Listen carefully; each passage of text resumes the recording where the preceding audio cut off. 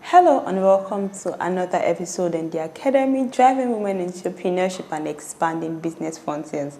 On the episode with me today is the founder of Revive Afrique, Rhoda Academy, and the author of a best-selling book, Feminine and Solid. With me is Mrs. Florence Carl Ogun. It's great to have you with us on the Academy. Same here. Thank you. Thank you very much for having me. Okay, all right. First, let me ask, what's your professional background, and could you please tell us more about Revive Africa? Okay, well, I'm a mass communicator by training, but the solution provider by calling. That's what I will always say to people. Well, I started doing my social works like 10 years ago from Ajegunle. I was born in Ajegunle, somewhere in Lagos anyway, said to be the slum. And having been through a lot of things, you know, rising and falling, scaling through hurdles and all that, I said to myself that, okay, I'm not just going to rise up, I'm going to raise all the ladies up. And that has been it so far. I started serving in an NGO called Uncommon Man Network. The founder is Praise Forward. Praise Forward is also known in this field. I actually was mentored by him. Okay. So I served there for some years and got released recently, and then starting up my own. And then I must say that so far it's been interesting. My life has been about helping people, especially when it has got to do with sexual abuse or sexual cases, rape and all that. It has not been easy actually, working with ladies that have been abused. And that was how, now we had to, you know how it is in Nigeria, you need to have a body. And that was how we registered Revive Afrique here. We call it Revive Africa. Okay. Yeah, because Revive Afrique was what was available there. Africa was not available. Oh. Yeah, but it's about reviving actually. Okay. And so it's Revive Afrique came about. That name, we came about the name Revive Afrique, and basically is to help people. We work with schools, we work with corporate organizations, yes. Yeah, we have some people saying that, some mothers, very busy, because I've been opportune to see a 2-year-old child that has been sexually abused. Wow. Yes, 3-year-old child that has been sexually abused and all that. I get calls from all over, some fathers crying to say that, okay, I just caught my neighbor abusing my 2.5-year-old daughter. In fact, when I got that call sometimes last year, I got heartbroken. As if I've not heard it before. I have heard it before, but this was too strong. Now, those things actually put together, and then I'm saying that, I keep telling my team members, I say we have not started. Okay, so Revive Afrique basically is to help people. We run preventive measures also. So if you have been raped, we can take you through a process, yes, a recovery process. We also avoid it. Now, we you know, in Nigeria, we like this, okay, it has happened already. So how do we avoid it? And that was how we also care. I don't know if I should also talk about the Rhoda. Yes, Rhoda, that's Royal Damsel Academy. It's an academy for young girls. We groom them.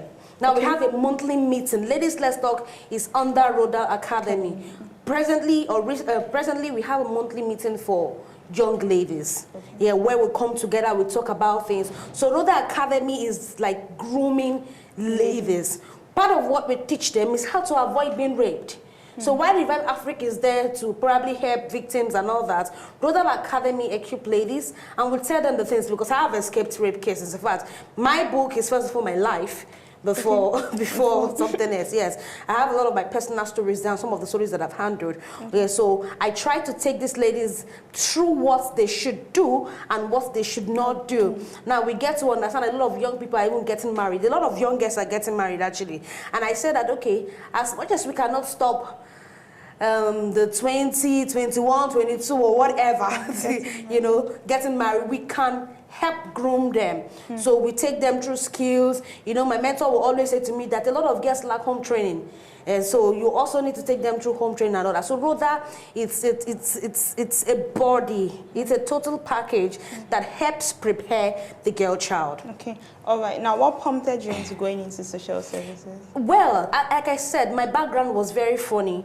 I grew up in an environment where the wrong thing is like the normal thing, you know. Almost every girl gets pregnant and it's like nothing. And I kept saying to people that, okay, I'm going to be a virgin, I'm going to get married a virgin. And it was like a dream that will never come true. Do you understand? I went through a lot. At some point, I had to drop out of the university because the only way I could pay my university fee then was to sleep with a particular guy. And then I said to myself, would I rather sleep my way through school or walk my way through school? And later, I've always seen a situation or a time where I'll be interviewed, I'll attend conferences, talking to a lot of people. I saw that years ago. And I said to myself, what would be my message? That, okay, my parents were not rich, and then I slept my way through school, I slept my way through providing for myself, or I'll say, I had every reason to be promiscuous. I had every reason to sleep around, to do this, to be wayward. Yet I decided to keep my head straight. And I thought that would be a better message. So I had to drop out, went through a lot of things. I keep telling people that I baked my wedding cake. And that, yeah, I did, both traditional and white. I baked the wedding cake. And that was because I learned how to do something. I didn't allow my background to put my back on the ground. Do you understand? So my experiences put together inspired me to go into this. Like I said, I'm not just rising up. I want to raise other ladies up. I see a lot of other young girls and even boys doing the same thing. But I work more with girls and their mothers because I know what I went through. Sincerely, if I start talking about my personal experiences, it's not what you want to go into. It's a whole lot of stories, a whole lot. But I was able to skate through. And I said to myself, the same way, the same measure, the same thing that has helped you, use it to help other people. And that was how I went into social services. Yeah. Right. But I must say, I must admire your courage for actually going into it. But you started about 10 years ago. Yes. How were you able to start up concerning finances and all that? Okay, starting about 10 years ago was basically serving. Okay. Yes, serving, not my own organization. Okay. I worked as a volunteer, like I said. I worked with Persever for like 7 years, you know, and at some point I was the presiding president of the NGO he started in Ajegunle, yes, for like 3 years. Okay. Yes, I was the presiding president for like 3 years. So 10 years of impact. It may not be my own personal organization, but 10 years of helping people, 10 years of going to the streets. I also volunteer for the First Lady of Lagos State in her pet project, Learn. Okay. Yes, so we go to school to talk on sex education and all that. I did that for 5 years. So I must say that it has not been very easy for some of the projects I had to do personally in the past 10 years, but the ones that I had to volunteer for people, I'm sure they worked around their finance and all that. But for me, well, God just help people to do one or two things, but not major sponsorship and all that. Okay, but for someone that wants to go into this sector, what kind of skills do you think the person should be? Well, you have to be passionate about it. It shouldn't be something you want to go into because you just want to go into it. Now, I see some people, they said, okay, because we see Florence all over, we see Florence doing stuff and all that, and then you just want to go into it. The truth is, there are a lot of things that want to make you give up. A lot of things. And the stories we hear, they are heartbreaking. You must be strong emotionally. You must be okay psychologically. And you must be sure that this is what you want to do. Now, it's okay. I said to people that I'm a social entrepreneur. Yeah, you make money from it.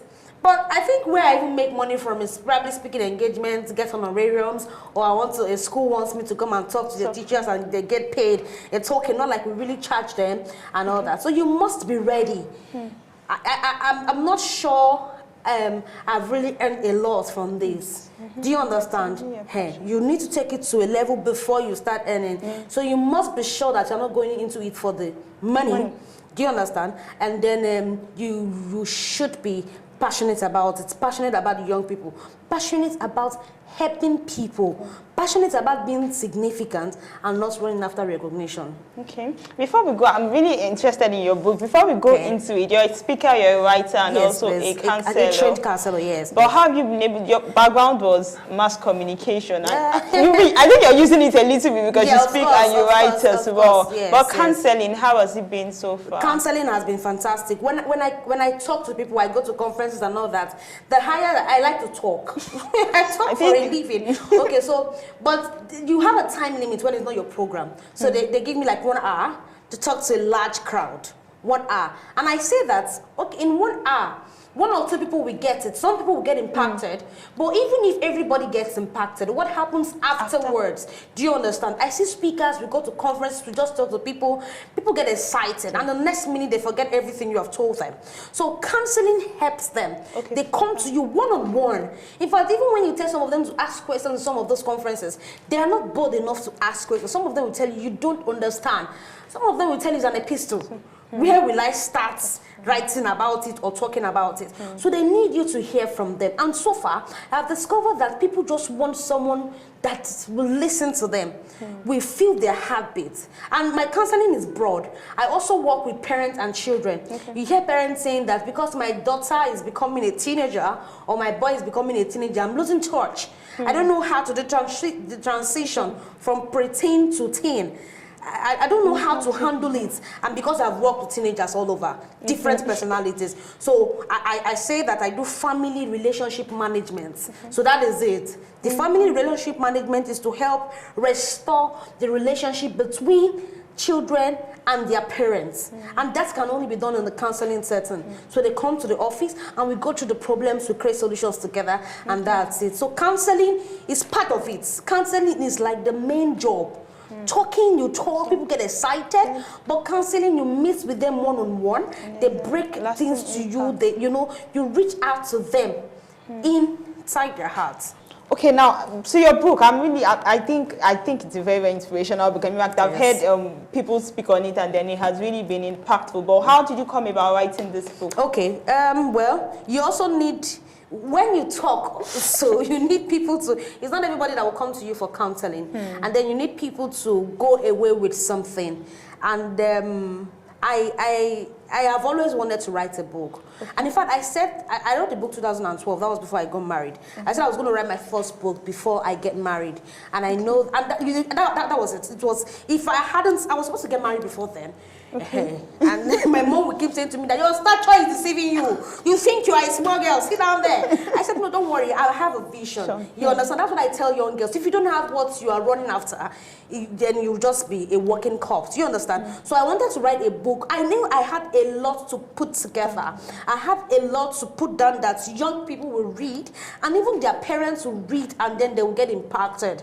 So 2012, on my birthday, September 19th, I dropped the pen. I said, okay, this is my own birthday gift. So the book is like part of the things I went through and part of other people's story with their permission, not real names actually. It covers self-esteem, it covers sexual issues, so you are worried. It covers most of the challenges that young girls go through. The truth is we go through a lot, and I'm not denying that fact. Young girls go through a lot, but how do you overcome these things that you go through? So the book is just an embodiment of so many things. You think you're not good enough. I've been there. I remember growing up and I felt I was not growing tall. Why am I just like this? I felt I was not beautiful, but how was I able to overcome it? You know, I have it there too. And I remember the first guy I had a crush on. You know, people like it when you're real. I said, Saflo, wait, did you ever have a crush on someone? I said, Moye, I had a crush on a lot of people that didn't even look at my direction. So how was I able to overcome those things? And rape cases, like I told you, I escaped a couple of rape cases. So how can you escape a rape situation? So it's just a packaged book. Like it has a lot of things. So I just put all those experiences together and I decided to come up with feminine and solid. You're not weak. And even if you have been beaten, you're battered, you deserve to get better. Thank you so much for being with us in the Academy this week, Mrs. Florence Carl Ubu. Well, that'll be all on the Academy for this week. If you need further information or you have questions on business in the social services sector, do contact us at the Academy at webtvng.com. Also, for counseling sessions or to purchase the book Feminine and Solid, contact Mrs. Florence Kalogu on reviveafrica@gmail.com. Thank you so much for watching. Till next week. Bye.